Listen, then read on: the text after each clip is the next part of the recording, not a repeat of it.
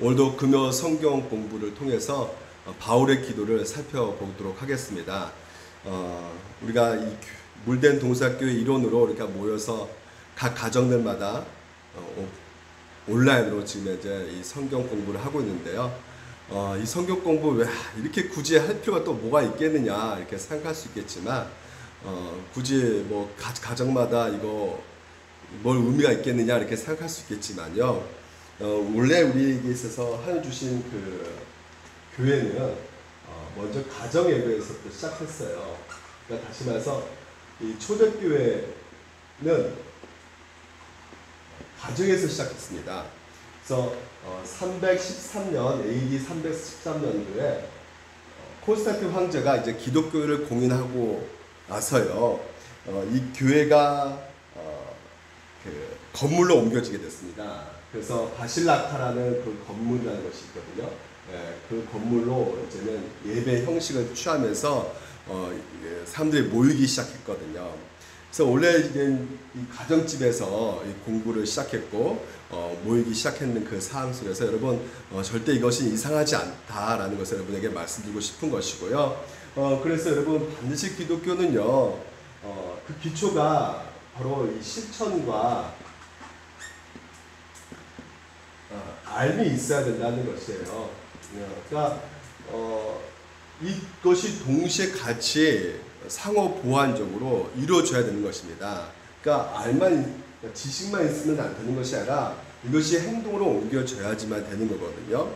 그래서 이것이 상호 보완적으로 이루어졌을 때 이것이 이제는 바로 보통 이게 알미 바로 인풋 들어가고 아웃풋이라고 할 수 있겠죠. 그래서 이것이 반복적으로 형성되어졌을 때 우리 가운데 이 마음이요, 이 어떤 마음이냐면 의식이 생긴단 말이죠. 그래서 의식이 생기는 것에 있어서는 오늘 여러분 가운데 그 내가 알고 있는 거, 그리고 그것이 이제는 계속적으로 내 삶 가운데 훈련되어지는 그 삶 속에서는 내 의식과 이 잠재 의식이 연합되어 가지고 일종의 반응체계가 생기는 것이에요. 그래서 그 일종의 반응체계가 어떤 것이냐면 내 마음 가운데 종교적인 감정이 생기는 것입니다. 이 감정이 불러일으키는 것이에요. 그래서 이것을 조나단 에드워드는 신앙 감정이라고 말하거든요. 그러니까 이 감정이 불러일으키는 것입니다. 그래서 이 감정이 바로 우리 삶을 변화시키는 아주 절대적인 힘을 차지하고 있는 것이에요. 그래서 이게 계속해서 여러분 반복이라는 것은 바로 이 반복한다는 것은 결국 이게 습관이 된다는 것이거든요. 그래서 여러분이 이 가정, 오늘도 여러분 이 금요 성경 대학을 통해서 계속해서 우리가 말씀을 듣고 또 그 말씀대로 우리가 행동할 때, 오늘 우리가 기도에 대해서 우리가 살펴볼 거 아니겠습니까? 그러니까 기도에 대해서, 바울의 기도에 대해서 우리가 계속해서 알고 그 알므로 오늘도 우리가 직접 그 바울의 기도에 따라서 우리가 기도를 해보고 나게 되면 여러분 삶 가운데 새로운 감정이 일어나는 것이죠. 신앙의 어떤 감정이 일어나서 이제 새로운 마음을 가질 수 있는 그 힘이 여러분 가운데 생기게 되는 것입니다. 그러니까 이게 별거 아니라 생각하지만 물도 마찬가지. 물이 물 한 방울 떨어진 한 방울 떨어진 것이 굉장히 약하고 힘이 없다 그러지만 이것이 계속 떨어지면 석회암 동굴처럼 아름다운 것을 만들게 되거든요. 그러니까 오늘도 우리가 이 말씀이 오늘 갖고 되겠냐 생각하지만 계속해서 반복으로 습관화 돼버리면 여러분 가운데 놀라운 삶의 변화가 일어나게 될 것입니다. 그래서 여러분과 같이 계속해서 금요 성경도를 통해서 우리가 바울의 기도를 우리가 살펴보고 있는데, 우리가 지난 시간에는 하나님의 부르심의 소망에 대해서 우리가 살펴보았어요. 그래서 부르심은 소명이고 우리가 또한 소망에 대해서 우리가 살펴보게 되었는데, 오늘은 이제는 17절, 18절을 같이 한번 읽어보면 제가 읽겠습니다. 우리 주 예수 그리스도의 하나님 영광의 아버지께서 지혜와 계시형을 너에게 주사 하나님을 알게 하시고 너희의 마음의 눈을 밝히사, 그러니까 에베소 1장 18절입니다. 너희 마음의 눈을 밝히사 그의 부르심의 소망이 무엇이며 성도 안에서 그 기업의 영광의 풍성함이 무엇이며, 그러니까 성도 안에서 그 기업의 영광의 풍성함에 대해서 여러분과 같이 함께 말씀을 나누고자 합니다. 그래서 오늘은 두 가지로 이렇게 여러분하고 같이 살펴볼 것이 있는데, 첫 번째는 우리가 보통 이 기업이라는 것이 여러분 쉽게 말씀드려서 교회거든요. 그래서 왜 이 교회라는 의미를 가지게 되었는가에 대해서 우리가 같이 살펴볼 것이고요. 그리고 이 교회의 그 영광의 풍성함이 무엇인가를 여러분과 같이 한번 구체적으로 나눠보도록 하겠습니다. 그러니까 결론적으로 오늘 여러분과 같이 말씀 나누고 싶은 것은 무엇이냐면, 하나님께서 이 교회를 너무나 소중히 여기고, 또한 우리 또한 이 교회가 엄청난 존재구나, 엄청난 것이구나 라는 것을 여러분 다시 한번 여러분 마음판에 새겨서 오늘도 이 교회를 소중히 여기는 여러분 되시기를 주님으로 축원드립니다. 보통 우리가 하나님의 기업이라 할 때 이 기업에 대한 이미지는 뭐 회사 뭐 여러 가지로 우리가 생각할 수 있죠. 그래서 회사의 기업체 이렇게 먼저 생각하는 경우가 많이 있는데, 성경에서 말하는 이 기업이라는 것은 이 구약 성경에서 하나님께서 이스라엘 백성들에게 약속으로 준 땅을 기업이라고 말을 해요. 아브라함을 하나님께서 불러주셔가지고요, 내가 너희 후손에게 내가 반드시 땅을 주겠다 약속하시죠. 그래서 궁극적으로 이제 모세를 통해서 이스라엘 백성들을 해방시켜가지고요, 이제 광야 가운데 가나안 땅으로 인도해 가지 않습니까? 그래서 그 가나안 땅에 가서 여호수아가 이제 땅을 직접 이 가나안 족속을 다 물리치고 그 땅을 차지하면서 분배를 합니다. 12지파를 따라 이렇게 분배를 하게 됐죠. 제비 뽑아서 분배를 합니다. 그래서 그 가나안 땅을 그들에게 주게 되는데, 그 분배받은 그 땅을 바로 이제 기업이라고 말을 하고 있어요. 그래서 이 땅, 기업으로 주신 땅, 그 땅은 누구 땅일까요? 바로 하나님 땅인 것이죠. 하나님이 주신 것입니다. 그런데 이 이스라엘 사람들이 기업을 받았을 때 자기 마음대로 사고팔고 할 수 있는 것입니까? 자기 마음대로 사고팔 수 할 수가 없는 것이에요. 기업으로 얻은 것이기 때문에, 하나님이 주신 것이기 때문에. 그래서 만약에 돈이 필요해가지고 팔아야 될 어떤 아주 가장 위급한 상황이 된다면 그 사용권은 이제 팔 수밖에 없게 되는 것이죠. 사용권을 팔아요. 그렇지만 50년 후에 다시 돌려받죠. 이게 바로 희년이라는 것인데, 그만큼 이스라엘 백성들은 이 땅을 굉장히 중요하게 생각하고 있었던 것이에요. 그래서 이 땅, 근데 이거 시대가 흘러가면서 이게 점차적으로 그 의미가 좀 바뀌어지는데요. 이스라엘 백성들이 이제 죄를 범함으로 말미암아 바벨론 포로에 잡혀 들어가게 되잖아요. 그래서 바벨론 포로에 잡혀 들어가서 땅을 잃게 되지만, 하나님께서는 선지자를 통해서 이스라엘 백성들에게 약속을 합니다. 내가 너희들 땅을 돌려줄 것이고 너희는 그 땅에서 이제 더 이상 쫓겨나지 않을 것이다. 그래서 그것을 궁극적으로 무엇을 상징하고 있냐면, 바로 새하늘과 새 땅을 우리 가운데 보여주고 있는 것이죠. 요한계시록에 나와 있는 우리가 장차 들어갈 땅, 새하늘과 새 땅, 바로 천국을 말해주고 있는 것입니다. 그래서 그 천국에 들어갈 때 우리가 기업이라고 표현할 수도 있게 되는 것이에요. 그래서 예수님께서는 뭐라 말씀하시냐면, 온유한 자는 복이 있나니 땅을 기업으로 얻을 것이다 이렇게 말씀하시잖아요. 그러니까 그것은 그 땅이라는 건 부동산 그걸 말하는 것이 아니라, 바로 예수 믿는 사람들은 하나님 땅을 주게 될 것인데, 그 땅은 바로 천국, 하나님 나라다라는 것을 말해주고 있지 않습니까? 그러니까 새하늘과 새 땅은 천국을 주겠다는 것이에요. 근데 먼저 앞에 단서 조항에 온유하다고 그래요. 온유한 자는. 근데 이 온유함은 무엇이에요? 바로 모세가 잘 보여주고 있죠. 민수기 12장에서 보게 되면 모세를 뭐라 말하냐면, 이 사람 모세는 온유함이 집에 모든 사람과 더하더라. 그러니까 뭐가 온유함입니까? 모세가요. 바로 이 구스 여인을 얻게 돼가지고요, 미리암과 아론에게 굉장히 지탄을 당했을 때, 바로 욕했을 때 나도 같이 욕하고 맞받아 칠 수 있었겠지만 모세는 참죠. 왜 참습니까? 이런 모든 문제를 해결해 주시구나 하나님이라는 것을 신뢰하고 믿고 있었기 때문에. 그래서 하나님을 의지하고 하나님을 바라보는, 그것이 바로 이제 온유함이라는 것이죠. 그래서 무엇보다 예수님께서 자기 자신을 뭐라 말씀하셨냐면, 이렇게 말하고 있어요. 예수님께서 수고하고 무거운 짐지자들아 다 내게로 오라, 내가 너희를 쉬게 하리라 이렇게 말씀을 하셨어요. 쉬게 한다는 것은 무엇일까요? 바로 안식을 누린다. 바로 새하늘과 새 땅에 들어간다. 구원을 얻는다. 이렇게 표현할 수 있겠잖아요. 그렇습니다. 그러니까 예수를 통해서만이 우리가 진정한 쉼을, 진정한 구원을 우리가 얻을 수 있다라는 것을 우리 가운데 보여주고 있는 것입니다. 그러니까 여러분, 이 기업이라는 것은 결국 무엇을 말해주고 있냐? 땅인데 그것은 또 다른 표현으로는 천국을 말해주는 것이고 천국은 또 다른 표현으로는 또 우리 가운데 구원해 주겠다라는 것 뜻을 우리 가운데 주고 있다는 것입니다. 그리고 또 기업이라는 것은 또 두 가지 의미가 어떤 의미를 갖고 있냐면 다른 한 가지 의미 가운데 바로 그 이스라엘 백성 자체를 기업이라고 표현하고 있어요. 자, 성경에 보게 되면 이렇게 되어 있습니다.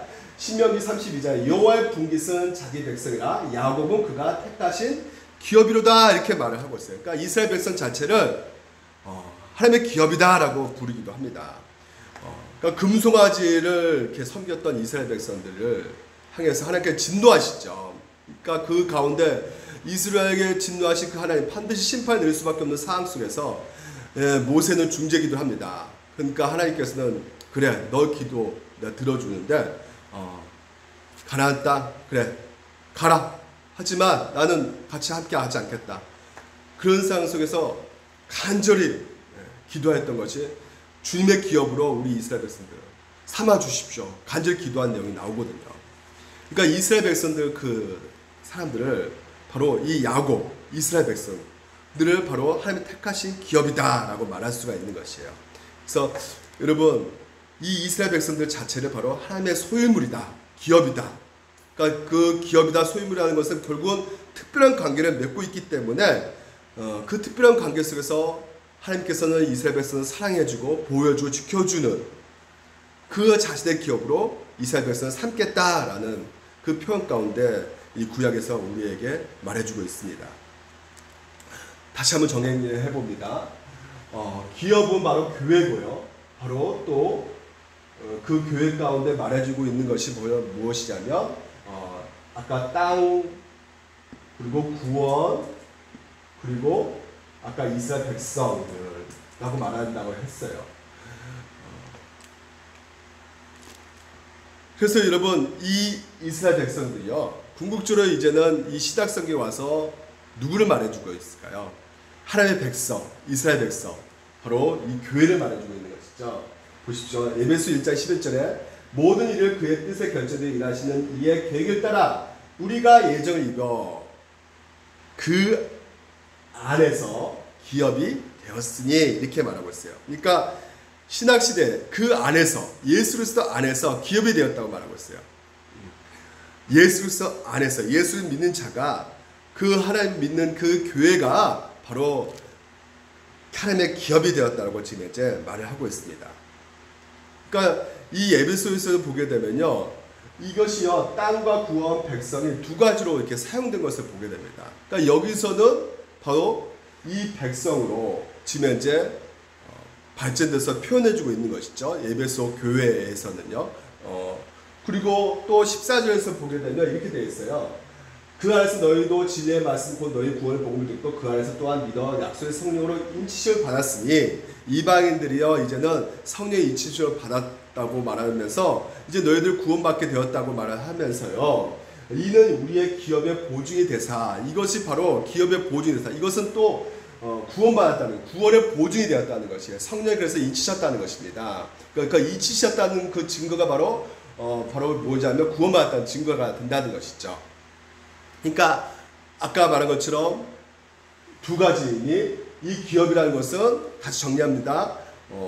하나님의 백성은 자체를 바로 기업이라 말했어요. 이것이 신학성경에 와서 에베소를 통해서 뭐라 말하냐면 11절에서 어떻게 발전되고 있습니까? 바로 이 교회 자체를 기업이라고 말을 하고 있다고 말씀을 드린 것이고요. 그리고 14절에서는 바로 땅 그리고 구원의 그 의미 가운데 이제는 그 14절 통해서 우리 가운데 말해주고 있어요. 기업이라는 그 표현 가운데. 그래서 교회를 하나님의 기업이라고 부르는 것은요, 하나님의 소유라고 부르는 것이고 또 하나님의 특별한 보석 같은 존재를 하나님께서는 우리를 여겨주신다라고 말하고 있는 것입니다. 수많은 민족들 가운데 이스라엘 백성들을 선택받았잖아요. 하나님의 백성은 선택받지 않았습니까? 마찬가지입니다. 하나님께서는요, 오늘도 여러 가지 단체가 있어요. 많은 수많은 어떤 조직과 단체가 있지만, 뭐 시민단체도 있고, 여러 가지 단체 로타리 클럽도 있고, 이런 단체, 학교에 또 그런 단체들도 많이 있지 않습니까? 동아리도 있고요. 하지만 그 많은 단체가 있지만, 하나님께서는요, 이미 창세부터 선택하시고 부르시는 누굴 통해서요? 예수 그리스도를 통해서 그 부르신 그래서 자기 아들로 임명한 그 교회를요.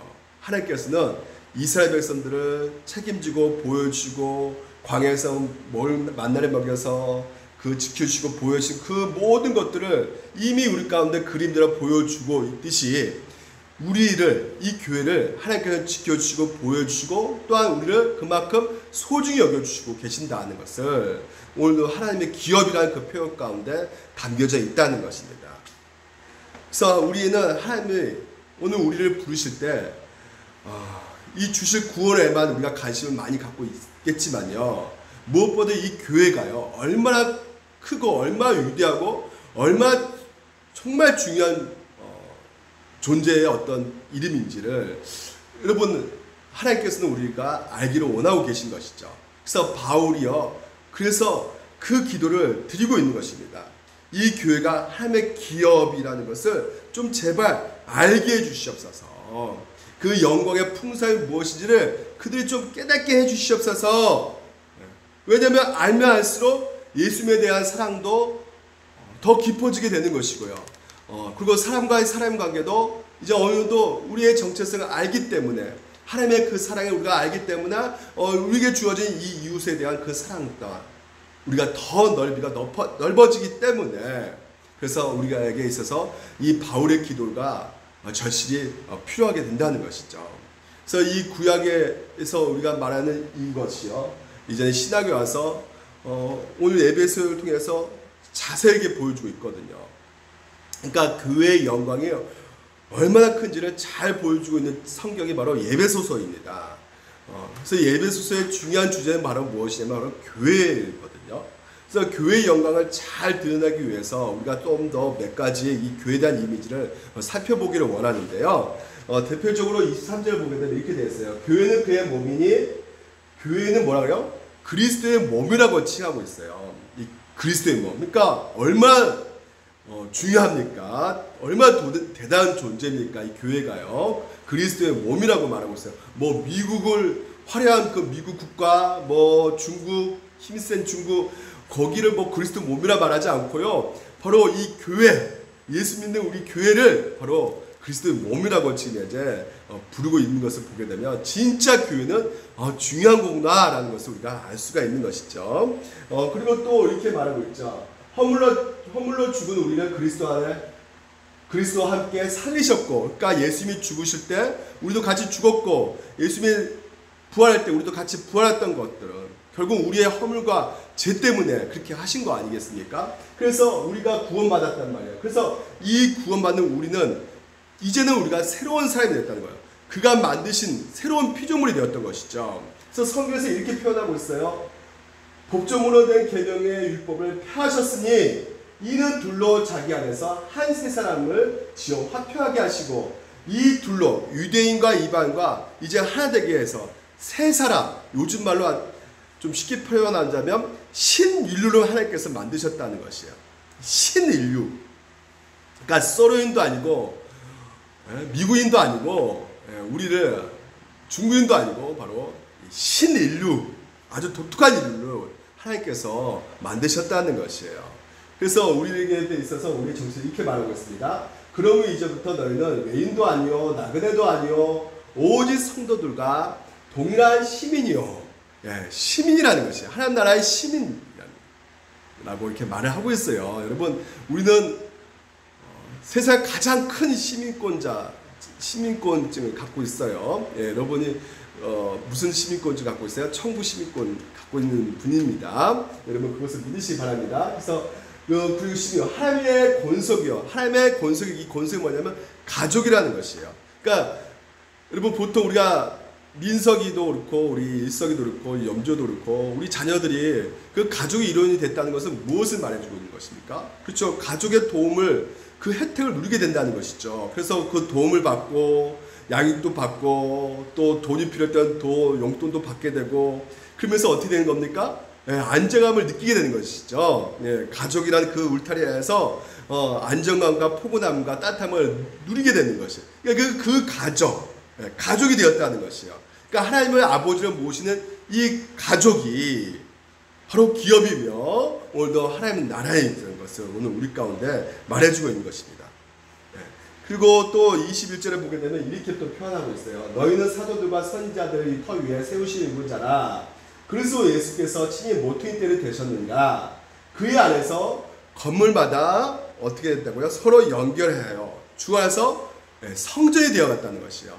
그러니까 여러분, 교회를 또 뭐라고 부르고 있냐면요, 아까는 권속이라 불렀어요. 하나님의 가족이라 부르고 있고요. 지금에는 또 뭐라 부르냐면 성전이라 불렀어요. 이 성전은 여러분 구약시대 때 우리가 수요일마다 살펴보았죠. 성전 뭐가 임재하신 곳이에요? 바로 하나님께 직접 임재하신 곳이 바로 성전이에요. 지성소 안에 임재하시지 않습니까? 바로 오늘 여러분 우리 교회가요, 바로 하나님의 임재 가운데 있다는 것이죠. 그래서 이 교회를 22절에 이렇게 표현하고 있어요. 너희도 성령 안에서 하나님의 거하실 초소가 되기 위해서 그리스도 예수에서 함께 지어져 가느니라, 이렇게 말을 하고 있는 것입니다.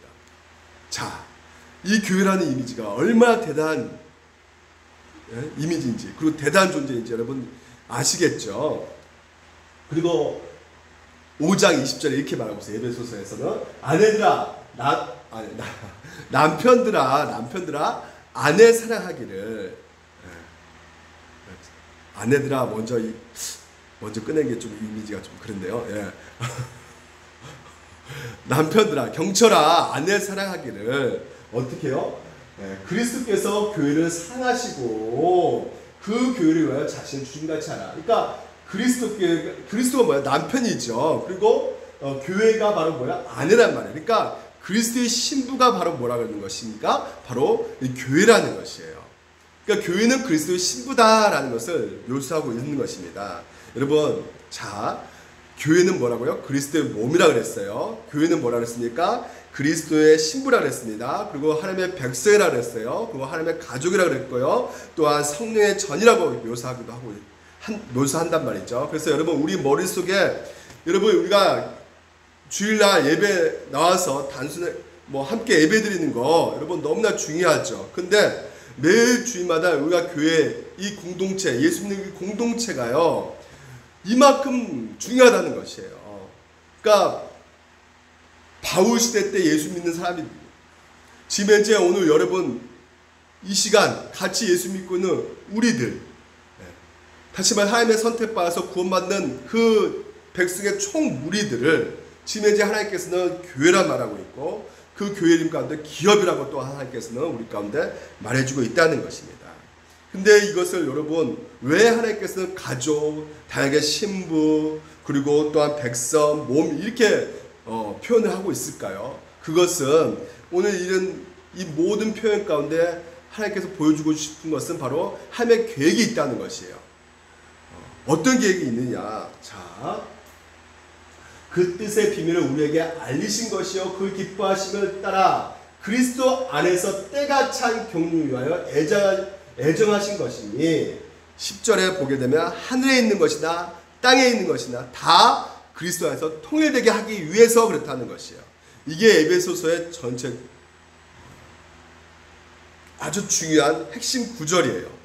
그러니까 영원전부터 가지고 계셨던 하나님의 계획, 그 구원 계획의 목적을 보여주는 구절이 바로 이 구절입니다. 10절입니다. 하늘에 있는 것이다, 땅에 있는 것이다, 다 그리스도 안에서 통일되게 하시는 것이에요. 이게 하나님의 마스터 플랜, 하나님의 계획입니다. 그러니까 하나님께서는 왜 이 세상을 창조하셨는가? 왜 하나님께서는 인간을 창조하시고 천사를 창조하시고 동물을 창조하시고 이런 자연 만물, 이 모든 것들, 이 세상을, 우주 만물을 만드신 것이 궁극적으로 그 계획이 있는데 그 계획은 다른 것이 아니에요. 하나님은 이 우주를 다시 죄로 말미암아 망가진 것을 재통일하게 하기 위해서란 말이죠. 그래서 천국은 바로 무엇이냐? 완전한 통일이 이루어지는 것이 바로 천국이 있죠. 사람과 사람 사이에 무너진 담이, 어디서 우리가 완전히 무너진 담을 볼 수 있냐면 바로 천국인 것이죠.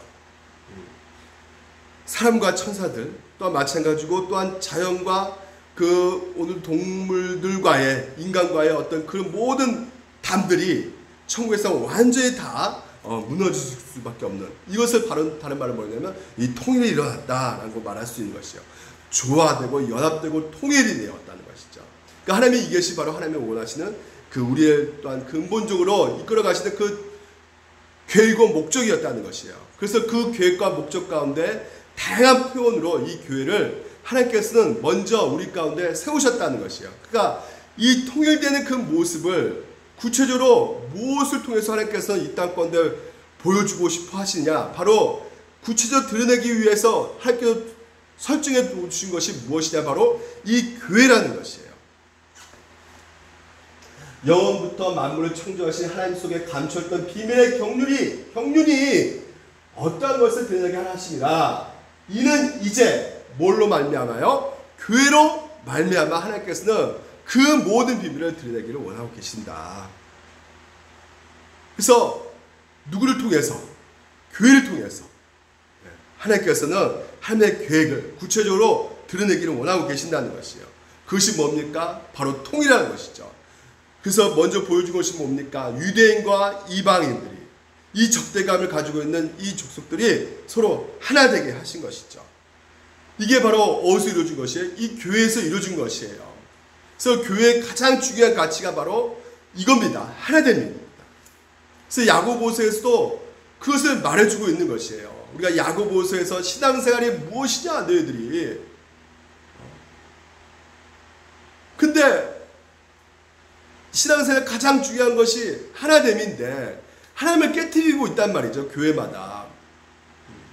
그래서 먼저 어떤 것을 보여주고 있어요. 예를 들면 목사, 장로 특별한 대우를 하는 것이죠. 목사들에게 먼저 예전에 보면 뭐 식사할 때 식판 먼저 목사들한테 먼저 갖다 주고 장로들한테 먼저 갖다 주고 그리고 뭐 몰래 또 반찬 좀 더 좋은 반찬 또 거기다 얹어주고, 그러지 말라는 것이에요. 목사이기 때문에 더 특별한 자격 위치에 있는 것이 아니라는 것이죠. 세상과 다르단 말이에요. 교회는요. 세상은 그렇습니다. 세상은 돈 있는 사람이요, 잘 먹고 실력 있는 사람이 인정받게 되는 것이 세상이에요. 그건 세상에 당연한 겁니다. 하지만 교회는 다르단 말이에요. 교회는 야고보서에서 뭐가 말하냐면 이렇게 말하고 있어요. 내 형제들아, 영광의 주 곧 우리 주 예수에 대한 믿음을 너희가 가졌으니, 너희가 믿음을 가지지 않았느냐? 그 믿음이 무엇입니까? 어떤 믿음? 영광의 주. 다시 말해서 예수님께서 모두 통치하고 다스리신다는 것이죠. 소망 없는 그 죄인들을 위해서 예수께서 이 땅에 오셔가지고 인간 몸으로 오셔서 우리를 구원시켜 주셨다는 것이죠. 우리가 한 것이 없단 말이죠. 그래서 우리는 어떤 자예요? 탕자란 말이에요. 포도의 품꾼이란 말이죠. 탕자, 허랑방탕하게 죄 가운데 살았던 우리를 기꺼이 아버지께서 기다려서 우리를 품 안에 주시고 잔치상을 열어주셨던 것이죠. 품꾼, 새벽에 왔던, 그리고 3시, 9시부터 3시, 맨 마지막 5시에, 6시에 마감이다. 5시 온 그 품꾼까지도 하나님께서 어떻게 해요? 너 지금 뭐 일하고 있냐? 아니요, 지금 아무것도 하고 있지 않습니다. 누가 시키지도 않습니다. 아무것도 할 수 없는 그런 연약한 존재를 불러쳐가지고 결국은 뭐예요? 삭스를 준다는 것이죠. 근데 그 새벽부터 온 사람은 어때요?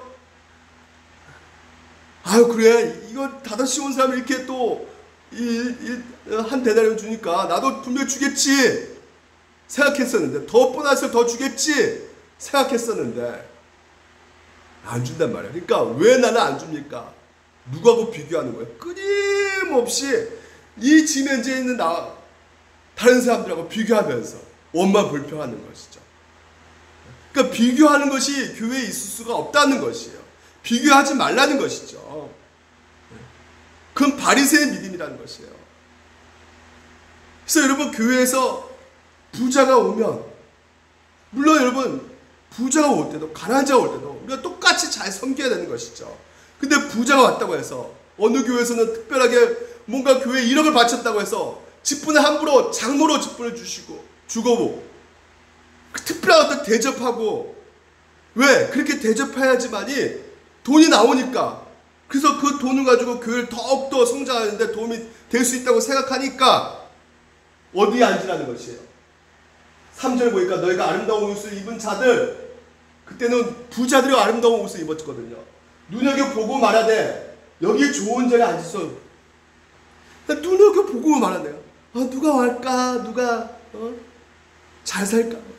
이렇게 비교하지 말라는 것이죠. 영혼의 가치가 여러분 우리가 비교함으로 말미암아 가장 중요한 것을 놓치게 된단 말이에요. 교회가 성장을 추구하는 데 있어서 사람들이 많이 끌어모이고 그리고 교회 건물 더 크게 짓고 그래서 그것이 부흥이냐 내가 뭐 아는 사람들이 야 그래 그 교회가 성공했다 라고 생각하는 그 자리가 오히려 영혼을 생명이 죽어가는 자리일 수가 있다는 것을 여러분들 늘 기억하시기 바랍니다. 영혼의 가치가 중요한 것이에요. 그래서 이것이 이루어지지 않으면 교회가 하나 될 수가 없는 것이죠. 하나님께서 이 놀라운 계획이 바로 어떤 계획이냐? 바로 통일되게 하는 것이에요. 하나님의 계획은 교회를 통일되게 하시는 것입니다. 그래서 교회에 있어서의 여러분 지금까지 구약에서 나타나는 그 모든 적대감, 구약에서 나와 있는 적대감 뭡니까? 유대인과 이방인의 적대감, 종과 주인의 적대감, 남자와 여자에 관한 그 적대감, 원수라 불러요. 원수. 건강한 사람, 병든 자의 어떤 적대감, 이 모든 것들이 예수 그리스도 안에서 유대이건 주인이건 종이건 가난한 자이건 병든 자이건 모두 다가 다 통일되게 하신 그것이 오늘도 하나님께서 우리 가운데 보여주고 있는 것이 바로 교회라는 것이에요. 그래서 그 기업의 영광의 풍성함이 무엇인지를 알게 해달라고 기도하는 것입니다. 올림픽 정신? 오늘 그것을 우리가 하나 되는 것이 아닙니다, 여러분. 스포츠 같이 즐긴다고 해서 연합이 되는 것이 아니에요. 왜? 금방 또 헤어지기 때문에. 열심히 공차고 할 때 또 헤어지잖아요. 하지만 하나님 주신 교회는 근본적으로 여러분 부모와 아내와 남편의 그 관계, 부모와의 자녀의 관계처럼 그 연합의 그 한 몸의 일체감을 그 교회를 통해서 보여주고 계시는 것입니다. 그래서 바울이요 이 고린도 교회를 그리고 에베소 교회를 개척하고 있어서 기도하고 있는 그 제목이 뭐냐? 바로 이 교회가 얼마나 위대한지, 얼마나 그 기업의 풍성한지를 그들을 좀 깨닫게 해달라고 기도하고 있는 것이에요.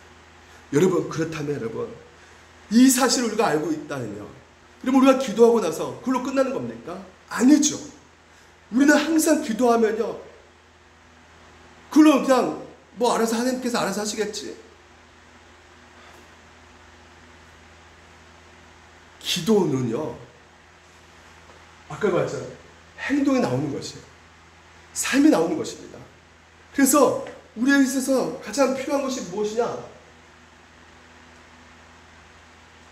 그러므로 주 안에 갇힌 내가 너희에게 권하노니 너희가 부르심을 받은 일에 합당하게 하여 모든 겸손과 온유를 하고 오래 참음으로 서로 사랑 가운데서 서로 용납하라는 것이에요. 이게 에베소 4장에서 말하고 있습니다. 그러니까 너희들이 어떻게 구원받았느냐? 교회를 하나님께서 어떻게 세우셨느냐? 너희들이 어떻게 허물과 죄로 죽을 수밖에 없는 너희들을 내가 살려냈다. 그럼 너희들 이제 어떻게 살 것이냐? 바로 어떻게요? 사랑과 모든 겸손과 온유로 오래 참음. 이것이 있어야지만이 어떻게요? 하나 될 수가 있기 때문에 여러분 막 거만하고 나 잘났건 나밖에 모르는 사람 여러분 하나 될 수가 있습니까? 없단 말이에요. 결국 그런 상태에서 교회가 찢어질 수밖에 없어요. 분리될 수밖에 없어요.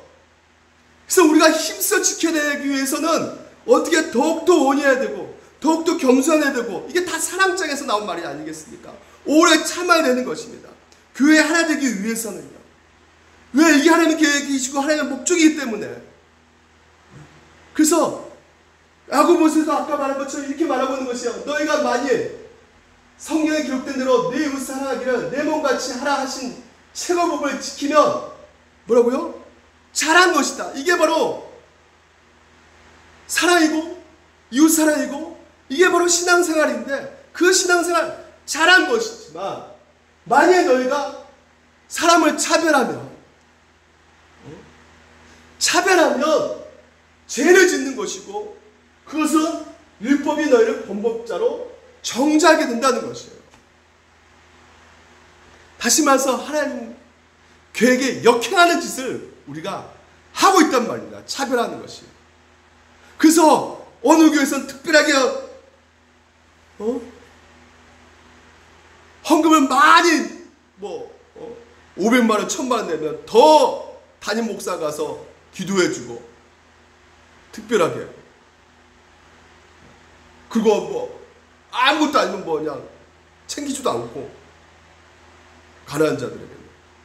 그러면 안 된다는 것이에요. 구별해서는 차별해서는 안 된다는 것이죠. 여러분, 오늘 우리가 이 땅에 이 세상에서 사는 동안에는요, 우리가 소속된 이 기관 너무나 중요합니다. 우리가 소속되어 있어요. 하나님 이 교회에 소속되어 있는 존재예요. 많은 단체가 있습니다. 학교라는 단체도 있고요. 여러분 로타리 클럽도 있고 시민단체도 있고 여러분 동아리도 있고 직장도 있고 이런 건 있지만 여러분 이 모든 단체들은 이 땅에서만이 존재하는 것이에요. 예수님이 재림하실 때 다 사라질 것입니다. 그러면 영원히 남을 수 있는 공동체 그 단체는 무엇일까요? 바로 교회입니다. 이 교회만이 이 땅에서 이 교회만이 하나님 나라에서 같이 오늘 그 교회가요 이루어져 가고 있단 말이에요. 그래서 이 그리스도 안에서 사라지지 않는 이 단체, 이 교회에 대해서 여러분 우리가 더욱더 하나님의 그 계획 가운데 우리가 생각을 하셔야 되는 것이야. 무슨 생각이요? 더 뜨겁게 서로 용납하고 하나 되게 하기 위해서 서로 교제하고 서로 소중하게 생각하고 서로 영광스러운 존재인 것을 알므로 말미암아 서로 더욱더 함께 주고받고 도와주고 격려해주고 위로해지는 나 자신만 귀중히 여길 뿐만 아니라 상대방도 귀중히 여기는 그래서 그 기업의 풍성함이 무엇인지를 알게 해달라고 우리 성도들을 위해서 각자 성도들을 위해서 기도해 가는 것입니다. 여러분 이 관계 하나님의 관계 존 덴버라는 이 인류학자가요 사람들의 그 관계를 연구하는데 이런 표를 만들었어요. 많은 사람들 1,500명 정도 비즈니스 하든 아니면 학교에서 우리 만나든 여러 가지로 사람들을 많이 만난다고 합니다. 1,500명 정도를. 하지만 진정으로 절친 알고 있는 자들 그러니까 아주 좋은 관계 치밀한 관계는 5명밖에 없다는 거예요. 여러분. 결국 인생에 살아가면서 그 5명 그러니까 많은 사람들이 왜 우울증 걸리고 왜 힘들고 왜 심지어 그 우울증 가운데 자살을 선택하고 하는 그 이유가 바로 이 관계 때문에 생기는 경우가 많다는 것이죠. 그러니까 많은 사람들은 요즘에 SNS하고 여러 가지 페이스북하고 여러 가지로 친구들이 온라인상으로 해서 1,000명, 1,500명 한다 하지만 그럼에도 불구하고 왜 사람들 가운데 우울증에 걸리고 여러분 힘들어하는지 최근에도 LA에 엉망장자가요 투신 자살했다는 것이에요. 이 코로나 때문에 갇혀 있어가지고 외롭게 그냥 그 최고 빌려서 그냥 그거 인터넷에 SNS에 만나 하면도 이게 이 관계가 골로 이렇게 형성되기가 힘들다는 것이죠. 그래서 그냥 외로워서 그냥 투신 자살했다는 것이에요. 요즘에 이렇게 40대, 50대, 60대까지 전체적으로 이렇게 네트워크로 집착하는 그런 형상 가운데 있는데, 근데 결국 10명, 5명의 어떤 절친,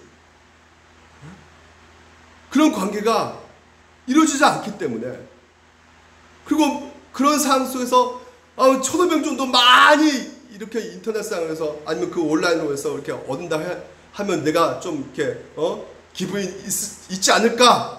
즐거움이 있지 않을까? 라고 생각하지만 오히려 그렇지 않고 그 중독에 빠져서 허무함과 공허함을 더 느낄 수밖에 없게 된다는 것이에요. 이게 바로 이 세상이라는 것이죠.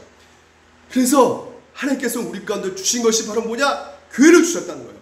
이 교회를 통해서 통일되게 모든 것이 통일되게 하나 되게, 그래서 하나님과의 먼저 우리 인간의 그 관계가 예수 그리스도 이 땅에 오신 목적도 하나 되게 하기 위해서, 화목하기 위해서 이 땅에 오신 거 아닙니까? 사람과 사람의 관계도 마찬가지입니다.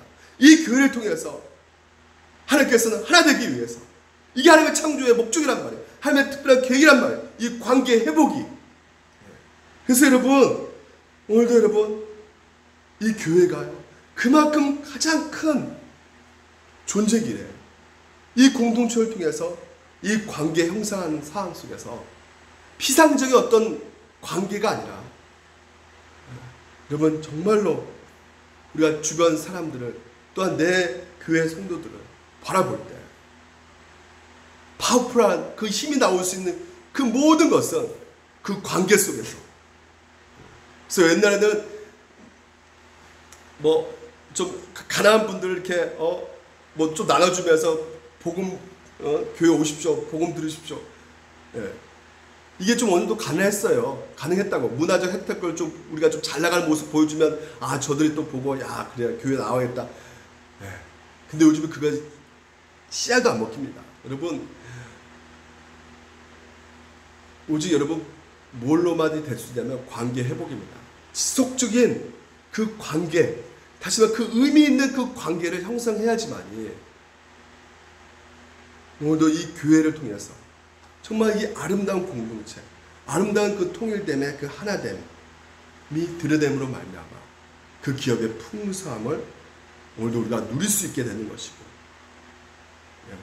정말 그래야지만이 여러분 우리가 그런 어떤 중독들, 여러분 요즘에 얼마나 중독에 빠집니까? SNS 중독, 뭐 마약 중독, 게임 중독, 뭐 쇼핑 중독, 그 온통 그 중독에 빠지는 그 근본적 이유는, 오늘도 여러분 이 존댓말 그 인류학자 말하는 그 5명의 그 의미 있는 관계가 형성되지 않기 때문에 그런 중독에 빠지게 된다. 삼손을 왜 그 들라 그 여자에 중독돼 가지고 그렇게 될 수밖에 없었느냐? 바로 많은 사람들에게 고독, 왕따당하고 멸시당하고. 그래서 여러분, 우리가요, 이 교회가 통일됨에, 그 하나됨에 그 전초 기지, 중심 기지로 삼아서 여러분의 그 의미 있는 관계를 형성함으로 말미암아 많은 이들을 하나님의 뜻 가운데, 하나님의 계획 가운데 하나 되게 해서 진정한 하나님 나라 그 기업 풍성함을 같이 함께 누리시기를 주님의 이름으로 축원드립니다. 기도하겠습니다.